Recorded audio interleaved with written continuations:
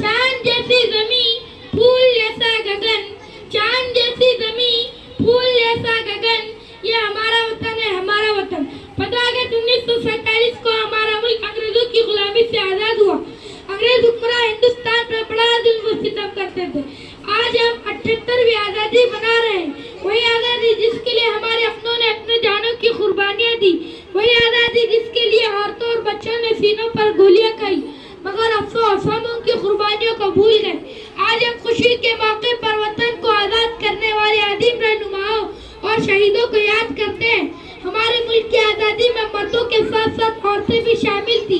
इनमें बेगम हजरत महल, रानी लक्ष्मीबाई, सरोजी नायडू और भी कई नाम हैं। इस सब में एक किरदार बेगम हजरत महल पर रोशनी डालना चाहूँगा।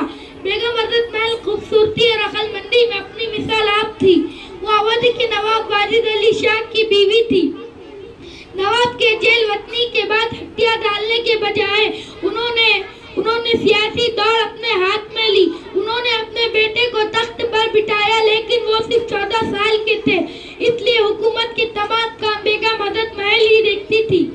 वो ना सिर्फ बागियों की बल्कि आम लोगों की भी रहनुमा बन गई।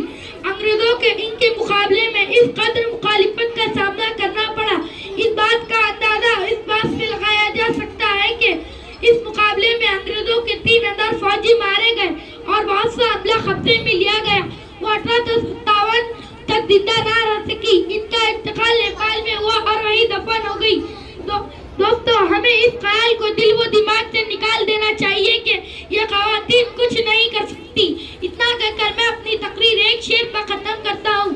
ना पूछो ज़माने को कि क्या हमारी कहानी है, ना पूछो ज़माने को कि क्या हमारी कहानी है। हमारी पहचान तो